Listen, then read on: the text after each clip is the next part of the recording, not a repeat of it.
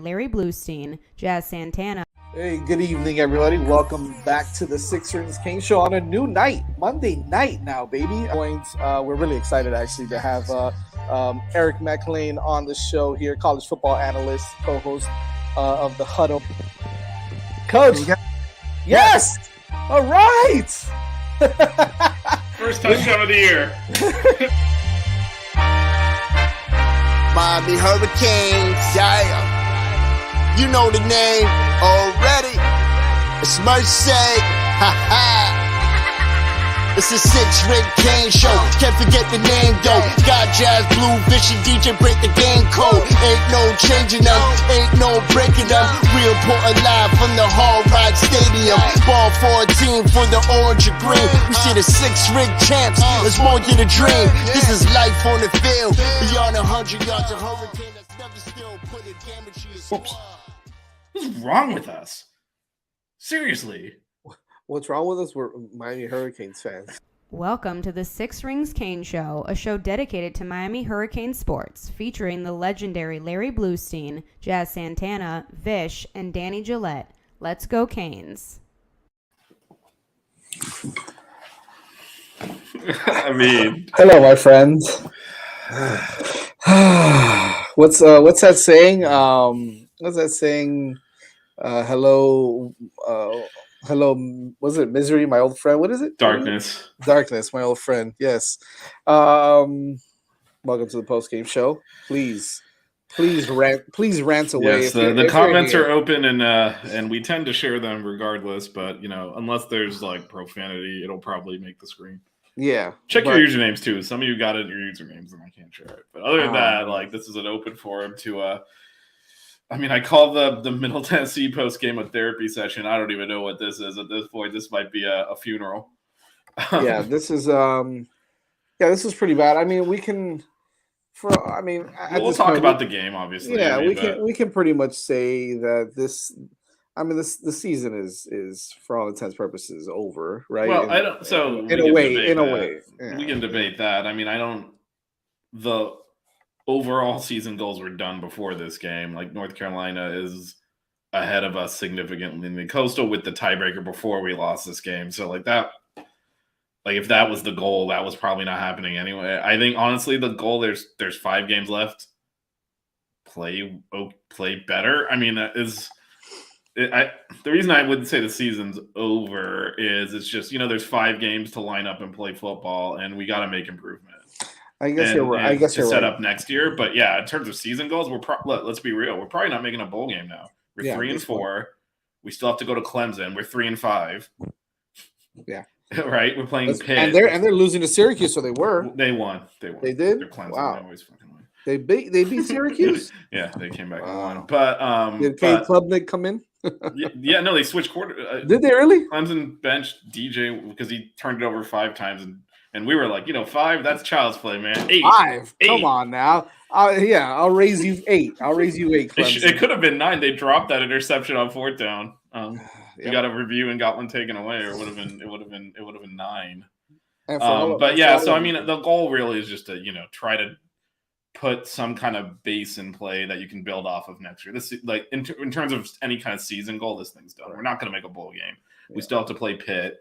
We still have to play Clemson. Those are probably losses. Like, the idea that we're going to definitely beat Virginia, Georgia Tech, and FSU without blowing one of those games is minimal. So yeah, we're probably looking at like 5-7 type of stuff here at best. So at least that's the way it looks right now.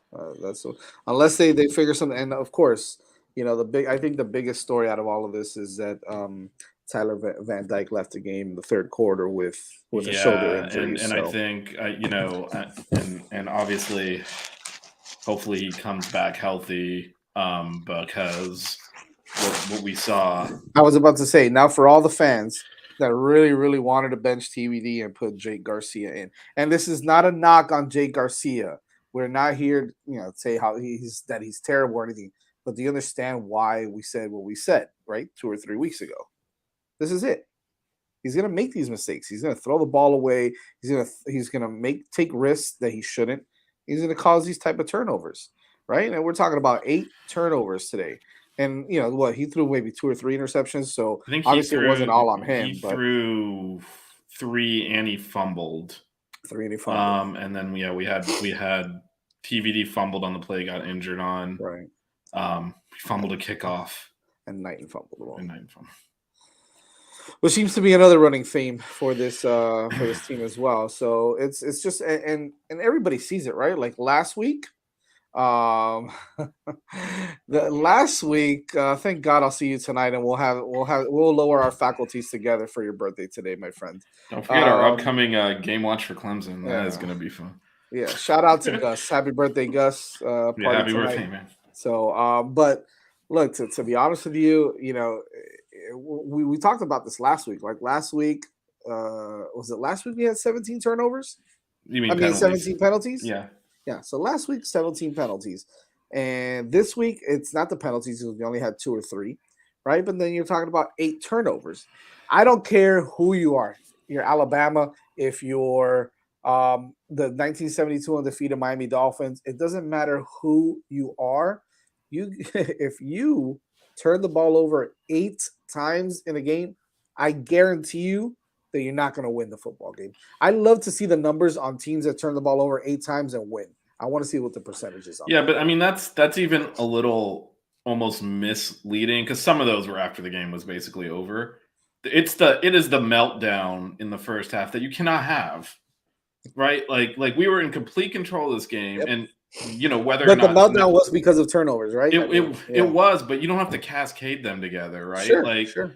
So Knighton fumbles, and I think we're gonna have a lot of talk about Knighton this week and why he's still getting all of these opportunities when like the best play he makes is to get a yard and not fumble. Like I think we do need to, you know, probably talk a little bit about that, but you know. The defense had 3rd and goal in the 9. Get off the damn field. Right. Let that dude run into the end zone. 4th and 9. They also had 4th and 9. Well, that was later after we made a comeback and took the lead again. Right. But, you know, that's where if you only let a field goal, yes, I'm blocking the yeah, I know. We get all the sex bots in here. But I don't know. But, you know, if you get off the field and you're 7-3 after that 9 fumble, you're fine. Instead, they get the touchdown. Now you're like, we've outplayed them for a quarter, and it's still 7-7, and then we fumble the next kickoff. Like it's the whole team mentally lost it. Right. And then the next drive, 3rd and goal from the 4, they run the quarterback in again because James Williams decided to tackle with his shoulder for the millionth time. I love this comment by Lenoris that Manny would have, I guess, did it better. We would have lost the game better in a better fashion. Is that I'm assuming that's what he means, right? This blocks better. I mean, they might be suiting me up next week. Some of those blitz pickups. Yeah, no kidding. I mean, so to me, the mental fragility is just unacceptable. Like that, and his defense cannot make. Well, obviously, the headline is pretty simple. We turned it over 8 times. You're effed, right? But the key plays are just not there defensively. That. Somehow we got back into this damn game, even though Jake Garcia needs a lot of work before he's ready to play. He made a couple of big time throws. Can I tell you something? Yeah. And not a hot take and a not so popular one, but Ja'Carri Brown has got something. And I know that we haven't seen him throw the ball yet. But next year is going to be interesting. Let's just say that. Go ahead. Yeah, I'm not so not to double down on your hot take, but I don't know that him being that short yardage quarterback instead of Jake Garcia, who's also mobile and could be getting those plays, are not starting to get him some field time. Right. Yeah. It was interesting. It was interesting. Yeah, but so obviously the turnovers lost the game, but somehow got back. We were down 4 turnovers, 3 fumbles and interception in the first half. Still managed to come back and take the lead. And that defense on that drive was just atrocious. 3rd and 13, they just checked down to the running back for a first down. 4th and 9, I don't know what the hell that coverage was where DJ Ivey had the guy covered and passed him off to air. And then 1st and goal from the 20, and he let them get into the end zone. Like those are, again, if you make the stop there, you're up 21-20. Mentally, you're still right there. Those are the defense is the worst long yardage defense I've ever seen. Now, to Manny's credit, he'd give up 57 yards rushing on the first play of the game, so you don't get those, 3rd and 13s. But, I mean, this team cannot get off the field. They cannot make key plays. They miss the key tackle. They bust coverages at the wrong time. And So you add that to then the offense completely melting down turnover-wise and never being able to convert in short yards. Like Duke is better able to convert 4th and 9 than we are 4th and 1. Right. It's just all that together, and this way you get this performance here. What do you say to? And this is a question that I want you to answer because, or at least try to answer, because I don't, sometimes I kind of fail to come up with an answer for it. But you've got some people saying, look, first of all, before I even say this, this whole Manny versus Mario thing, like, stop it already. Can we please stop it already with a Manny? Look, and everybody's like, oh, well, Lane Kiffin would have been the savior of this team. By the way, Lane Kiffin in his first year at Ole Miss was 5-5. Let's stop already. Let's stop with the whole crap about getting all these different coaches and how all these other coaches are better and all these other coaches are going to win national championships when there's been 3 coaches that have won national championships in the last 12 years. Let's stop. Let's stop with that crap already. Number one. Number two, Manny just gave up 418 yards rushing to to Michigan last week. Let's stop with the whole Manny Diaz thing. All right. That team last year. This is ridiculous with the whole Manny would have not done anything better. Let's stop that already. Yeah, and that team last year was pretty terrible. Like, I mean, we were fortunate to even win 6 or 7 games or whatever it was, but this team isn't how better. Hard it is to be a head coach. Yeah, but this team isn't better, and I understand the frustration when you come in, you spend this much money, and you're looking at it and like, this still sucks. Right. And there's a lot we can point to in this coaching staff that needs to be better, and we're going to do that. Right. But we are in year 1, and I think saying fire everyone or this guy's terrible and drawing those conclusions off of 7 games, it's probably too soon to do that. Now, is it too soon to say these things need to improve? Or no, you can use the or, but they still should have some time to. I mean, for example, Gaddis is getting a lot of heat, and I think he's been pretty awful in short yardage in particular. But I would say that 4th down on the first drive, we probably were less close to getting it than the second down. The second time when I thought pretty clearly got the first down, they gave us a bad spot and we missed it by. I mean, if you think about that, it was literally like this. Yeah, it was happening. And if we have that first down, we probably go and score. The game's completely different. But there's stuff we need to get better at. Certainly, short yardage offensively is terrible. Right. Run or pass, by the way, because we tried to throw some of those too and couldn't complete it, including that one where they dropped the interception towards the end of the game. So it's just I think there's a lot to complain about with the coaches legitimately. Yeah, sure. I have trouble with just jumping to well, we got to fire all these guys because that can't always be the solution. That's ridiculous. But then the other part of that, I have a bigger problem with doing this Manny Diaz was the best at times crap. Did no one watch last year? Seriously? Come on. We were so terrible. Now we still are, but keeping him was not an option. We talked about that when there was that whole weird period where we hadn't fired him yet. Right. Keeping him was definitely not an option. Have we noticed something? I don't know if people realize this, right? Because we talk a lot about how Mario should be doing a better job and Mario should be doing this and the staff should be doing that and yada yada yada. Have we noticed something, Vish, that the best players on this team are who? Who are the best players on this team?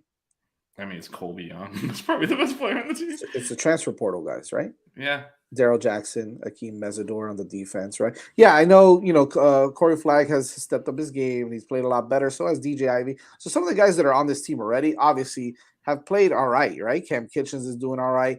But on the offensive side, who's the best player on the offense? It's Henry Parrish and TVD, right? And Kobe Young, right? I'm sorry, you mentioned Kobe Young, right? So we're talking about transfer portal guys aside from TVD. So if we want to play that game and say, Coach Cristobal wants to do a better job, well, he's already showing you that he's bringing in the guys that he could possibly be successful with.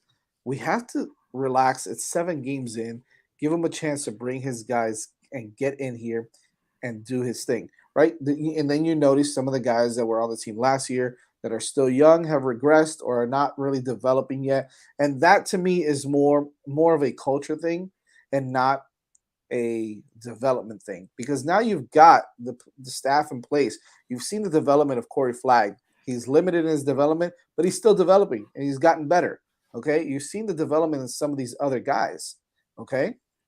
I'm just telling you right now. So you're admitting that the coaches are lacking player. Yeah, they absolutely were. They absolutely were. And you're noticing that some of the players that are on this team now are developing. And I just said that it's more of a culture thing than these players developing. I think the one, and let's just go right into it. The one, I think, criticism is that I'm not suggesting the backups are always better. And I think everyone that was like, Jake Garcia is definitely better than TVD learned a lesson just now. But I'm sorry, like, at least, especially if it's not the quarterback, because quarterback's like a monumental. Next time James Williams does not wrap up, pull him for the rest of the series. Like, have some accountability. Like, how are you building culture when after Knighton fumbles again, we didn't see Parrish the rest of the half. It was clear they were trying to like get him more touches to try and I'm sorry, he's lost the right for that. Yeah, and I'll give it to that's a lack. Yeah, that coaching. That's a coaching. And then no wonder we're still fumbling the ball left and right. Where's the accountability?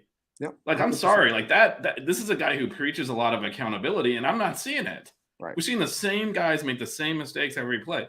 Now, every game. Now, to your point, this is a long project, unfortunately, and I think we're trying to realize how long this project is going to be. Oh, yeah. But you know, we can still criticize game to game, and you know, I don't like James Williams on that second touchdown run. He easily has him at the 2 if he just uses his arms, goes in with his shoulder, and almost pushed him into the end zone. Like, what are you doing? He never wraps up. He's a physical specimen. He's quick. He's fast. He could be one of the best defenders in college football in ability. And he's not there right here. It's not happening. Yep. That's got to be partially the coaches, too. Like and I don't know what coach is responsible for what part of any of this. So it's hard. That's why we're just going to generically say the coaches. Like, who put Knighton back in the game on those last possessions when it probably should have been TVD? It should have been Parrish. Now, I think what we're seeing is, you know, to your point, we can develop only so much when it's just not there to begin with. Like, you're not going to take 2 stars and turn them into 5 stars. Right. But I think there's a legitimate criticism in terms of just how playing time is being rationed out to guys that are not performing at all. So what do you say to fans or anybody that says this? Well, hey, Elko's in his first year at Duke. And look at what he's been able to do we're in the same conference, right? So in the same division, we're playing the same teams. Look what he's been able to do. And we keep saying that our talent is better than Duke's. However, we're sitting here at 3-4 and they're sitting at 5-2. So what do you say to the fans that say that? Because I'm having a hard time kind of defending that, right? Well, each situation is different. So I don't think it's as simple as, well, this happened there, therefore it should happen here. For one thing, I mean, I don't know what was going on at Duke the last few years. They've been so terrible. So it's not that like he inherited a team that was doing well. So it's certainly not that. Like, they were probably one of the worst teams in the country last year, and certainly were supposed to be this year. So, but I mean, mentally, I can tell you one thing right now. If they fumbled 4 times in the first half and we were up 17-7 and they scored 2 quick touchdowns and we were down 24-21, we would have folded.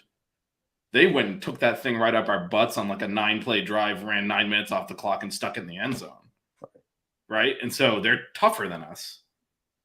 Now, where's that coming from? I don't know. I don't know if it's, you know, this is the players that Manny brought in to match his style, or I don't want to blame just him, because Mario was brought in here to do a culture change, and we're not seeing it. So I can't. There's no explanation for how bad we are. Like that Middle Tennessee loss. Come on, this one's at least a little that's bit. uncalled for. That's inexcusable. Yeah, this one's a little bit less. I mean, it's as bad in a way, but then you turn it over 8 times, your quarterback gets knocked out. That's the recipe for an upset loss. But just like not showing up against Middle Tennessee. That's all on Cristobal, in my opinion. I don't even think he took that game seriously from a head coaching standpoint. And by the way, we can talk about injuries all we want. Like, we can talk about how many injuries Miami has had, but there's a ton of college football teams that are having the same issues with injuries. So to me, it's not an excuse either. I just think that, look, you just got back Jacoby George this game. You got Henry Parrish back this game. You've got some guys that came back this game that I don't know if it's going to change anything. However, you're having issues on the line because of injuries. You're having issues everywhere because of injuries. So, but that's every team. So the whole excuse that, we're playing down so many players, yada, yada, yada, I think it's a little crap. I think, it is what it is. You play, you continue to play. That the whole cliche of next man up is what it is. That you have to do that. So I don't. Yeah, I don't but wanna I do guess that my either. point is, if you talk about like a recipe for blowing a game, it's you turn it over a bunch, your quarterback gets knocked out. That's at least in a way Right. It's explicable. tough to overcome that. The It's tough to overall overcome. performances this year are not, though, and we always say, like, don't focus just on the specific thing that just happened. Right. So while in a vacuum, this meltdown, you can kind of say, look, the quarterback got knocked out. We turned it over 8 times. Obviously there's a lot of work here, but if you look at the 7 game, we've not looked good once. Nope. We haven't been able to put together. Yeah, we've not, like, so even the wins aren't good. And that was my biggest, like, when the whole, like, well, Manny's on a winning streak. I'm like, we still are terrible, though. If you watched us play, it's only fair to give the same criticism back here, even in our wins. Like last week, I mean, how were we there at the end of that game needing to get first downs to ice it? Right. It's the same thing. A million mistakes kept them in the game. Defense couldn't get off the field on 3rd and 4th and long. They scored last week on a swing pass on 3rd and goal from the 15. Like, it's the same script over and over again. Yep. And at some point, it's got to be addressed. If 3rd and 13 to start that touchdown drive that gave them the lead back, you got to get off the field. If we do that, we probably win this game. Because then you get the ball back in good position, because we got a sack on first down that drive. So they were going to punt it, probably get it back around midfield. Now we're playing with the lead. You can lean on the running game a little bit more. You don't put the pressure on Garcia to have to bring you back and drive the field. Right. He probably doesn't start throwing all those interceptions. Like, it all – and that's – defense has to get off the field. And then they got another shot on 4th and 9 and busted another coverage. And then they got another shot, what they call that offensive pass interference, first to goal on the 20. They just throw a little swing past the running back. Again, missed tackle. Get 10 yards, check down to the tight end. How'd they get 18 yards in 2 plays like that inside the 20? Like, what defense are we playing? You got to give your – it's just like we cannot – no one on this team, offense or defense, makes that winning play. Yep. And that's why these things drag. It's all interrelated. Obviously, like the defense, until they frankly – I hate to use the word like they quit at one point there, but until then, they were largely doing well. But that one drive – you gotta get off the field there. You cannot let them go on a 9-minute drive and punch that in. I agree. Ben mentions here TCU was 5-7 last year, and now they're number 8 in the country with a new coach. Yeah, look, TCU is doing a great job, right? They also recruited in the transfer portal just about as good as anybody. They got some really good players in the transfer portal, and they're playing well. Their team is playing really well. And just like Vish mentioned earlier, man, like every situation is different, guys. All right, so I know that we like to do that as a fan base, and every fan base does it. It's not just ours, right? We like to compare. So how come Middle Tennessee, North Dakota Valley State, went 3-9 last year, but now they're 10-2, and with the first-year head coach, and Miami is whatever. So we can do that until we're blue in the face, man. And the problem is that every situation is different. Every player, every person is different. Doesn't mean one is better than the other. Doesn't mean that TCU is going to be number 8 for the rest of the year, and maybe they lose. I mean, there's so many different variables that the whole making comparisons from team to team doesn't really make any sense. Well, hey, how about this? Mike McIntyre is 2-4 at FIU, and he's a first-year coach. Why isn't he better? Right? So we can do that too if we're going to do that. To be fair, that's much better than they have been. Yeah, I know, right? But my point. That's my point. My point is like comparing team to team it's just a tough. But I also think one thing we need to recognize here, to your point, is like we frankly brought in this head coach and this staff to program build ostensibly to the national championship level.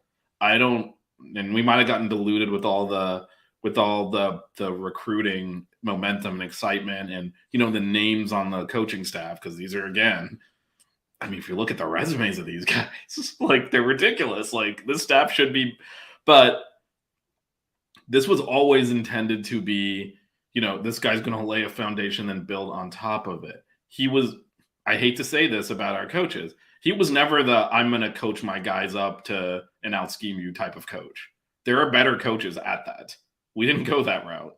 So, like, yeah, he's going to more than maybe TCU or more than Lane Kiffin or whatever going to need he's going to need to stack classes and portal players together. Yep. And that is what he was brought in here to do, which means this is going to be uglier than if you brought in someone that was like a schematic genius. Now, the idea is, though, over time, that's a higher ceiling. That's what we're gambling on. And we're not going to see that for a few years down the road. But if that ceiling never comes, we're going to look back on this and be like, man, he was just terrible. But he was not brought in here because they thought, well, this guy is just going to run circles around all the other coaches with his schemes. I mean, it is what it is. I mean, this is not a bad comparison. And this man did win a championship at LSU, right? When he got his players in there. He sure did. He got his players in there and he won. And I think this is fair too. We're not seeing any progression at all, which I said earlier. Like, I mean, this is you thought you were going to see it. You thought you were going to see it last week, and then the wheels came off again, right? Right. And the point I made earlier, we played 7 games. You couldn't say we played well in any of them. No, and it has to be consistent progression, right? We can see progression from quarter to quarter, and then all of a sudden the wheels fall off, and the shit hits the fan again. And that's why I think these last 5 games, they're not worthless because you can still get that. You can still try to lay something down to build off of for next year. But in terms of like actually accomplishing any, like I said, we'll be looking at the schedule, lucky to make a bowl game. Yep. Listen, look, at the end of the day, some coaching has to be blamed. Okay, I get that. I understand that there could be some better but look, here's what I equate it to also. You don't know what you have sometimes. You really don't. So maybe you're trying to do some stuff and experiment some ways with some players, and clearly you fail with it. And that's going to happen with coaches as well, especially in a new team. You're going to want to try to do some things and see and put some players in positions, and it may be your fault that you put them in that position and they do fail, and that could be your fault. Absolutely. I agree. What's up, Pimp Down? That could definitely be a coaching thing, 100%. And I hate to use, the saying, players play and coaches coach, and and you've got to produce on the field, you've got to execute, but you've got to, amen, sports chi. I feel you on that one. This is definitely that, and we have to be patient. It's just tough because the most impatient fan base in college football are the Miami Hurricanes fan base. I think we've grown into that too, though, because we've been bad for so long. And again, when you see all this money spent, right, and you bring all this momentum into the season, and you look at the resumes of the coaches there, it is mind-numbingly how bad we are. Yeah. Like, it almost doesn't compute. And I get that what Manny left here was bad, but still does not compute. And it doesn't make sense to a lot of people. I get that. I totally do. And that's where the frustration does come in when you see like simple things we can't do, like tackling. Like, why can't we tackle? Right? Yeah. I mean, this is. Those are the types of things. Ben says we have no choice but to. Yeah, no, and I mean this is where I get into, and this is where trust me, we understand that. But and this is where I understand. I'm going to actually do something which is counter to what we saw in the intro for our show, but I'm going to defend our fans. Like, if you're still around at this point, man, I know, right? You know what? Yeah. You can fly off the handle and say fire everyone after every game because you stuck it out, people. So like I love when we get like you're not a real fan. Like, anyone watching this Bally Sports regional home loss to Duke, I'm sorry. Like, if you sat through that thing, I think at this point, you can complain and say whatever you want. If you're still a fan now, I think that we're the ones that have the problem. Yeah, I mean, we might have other issues, but you certainly earned the right to criticize. I know, like, I'm not on the same page with the fire everyone, but they're in my mentions for sure. And, fair play to you because I get it. Like, look, you dedicate your Saturdays to this, and the team is terrible, and you're still doing it. It's been a long time since they've giving you anything to cheer about. And some of this is embarrassing too. And I get all of that. So like, I am sympathetic to that. I just don't necessarily agree with it right now. I don't think anyone thought we'd be this bad though. Yeah. And I think that's definitely a fair criticism. Some people has really high, some people has more middling.